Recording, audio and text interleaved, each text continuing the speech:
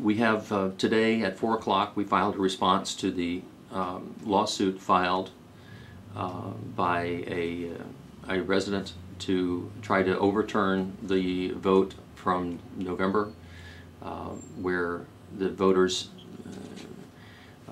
sent a very strong change message to the City Council.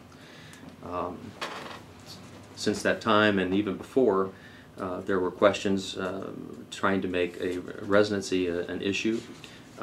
People clearly voted instead on the electric issue, which we are attempting to move forward with some changes.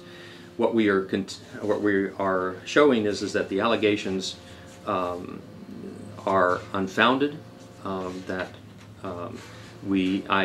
to become a candidate, I followed both the letter and the intent of the law. It was not the city, but it was I, Charlie Wilson, that brought to the city's attention that there was difficulty in the wording of their ordinance. I gave them months to be able to first correct it. When they failed to correct the ordinance, I gave them another period of time to research to find where that ordinance showed that I would be ineligible as a candidate. The city did not provide any documentation. The only thing that the city basically said was, the city attorney said, "We don't want you here." When asked, they said, when the actual comments by the city attorney when I was discussing this issue with them was, the first thing he says is, "Well, you're right, it doesn't say that," because he said, he said, I said, "I'm eligible because I can read this, and I can swear to the truth of everything in this code, and in this I can swear to this oath." And Mr. Vitunik said, "Well, you're right, the provision for having residency for a year immediately preceding is not in there, but that's not what we meant." And I explained to him that I've never been in a legal situation where it was determined by that's what we meant. It was also very disconcerting to realize that the person that was sitting across from me telling me that the reason that the ordinance was unclear was that they meant to write something else, and that was the same lawyer that was doing the contracts with the utility companies that were going to cost the city of Vero Beach billions of dollars.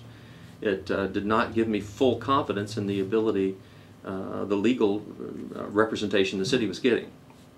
It also, Mr. Vitunik said, well, it's clear that the intent of the ordinance was to have people who had knowledge of the issues facing the city. He said, "Clearly, you have knowledge because you do your newsletter report." He said, "You always get it wrong, but you have knowledge of the issues." So it was an antagonistic situation. And then finally, in the discussion, Mr. Vitunik said, "Well, if you get elected, that doesn't mean I have to be nice to you, does it?" And I said, "Well, apparently not." So Mr. Vitunik at the time was not, and then I followed that up with, I told Mr. Vitunik that if he could show me anything that backed up his position, an opinion, an advisory opinion by the Attorney General, the Elections Office, an advisory, case law, anything that backed up his position, and he could show me that I was not a qualified candidate, then I would not run.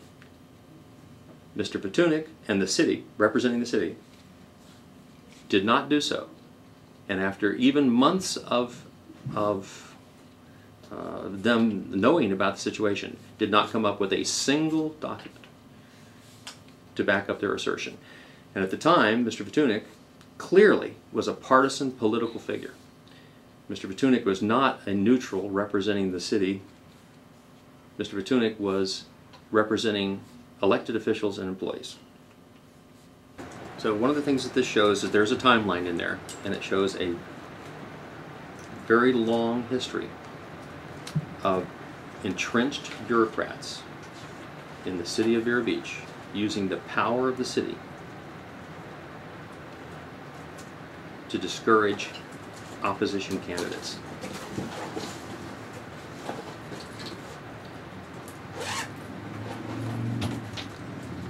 even to attempt to overturn the vote after the vote has been held. That come the court date, the judge finds in your favor, you're allowed to retain your seat on council. How do you continue to work with the people at City Hall who you feel have been out to get you, out to not allow you to run, to challenge your candidacy? How do you move forward from this and continue to work with people? One of the things you have to do is, one of the big dangers is that you get into armed camps. You know? And a lot of times people take all these things personally. I don't take them personally. And basically I've been sort of practicing in my head saying, okay guys, you took your best shot, but it's still not more important than what we need to do here. So, you know, let's go ahead and do what we can for the city's business. And then if you want to take a shot at me at the next election, you're welcome. Because in the end, it's a political decision. In the end, people can decide these issues. They have over and over and over again. This was the same question they had with Hillary Clinton running in New York as opposed to Illinois. It's the same question Elizabeth Dole in South Carolina and North Carolina. This question has been had many, many times. And I knew that it would be a political issue. And I trusted, and basically that's what we ended up with our discussions with the city attorney, is that people have the ability to make a decision. Now, where we would be wrong is if I had hidden some residency until after the election, you know, and then they caught me, then I'd be on their side. But they're not. I brought it up.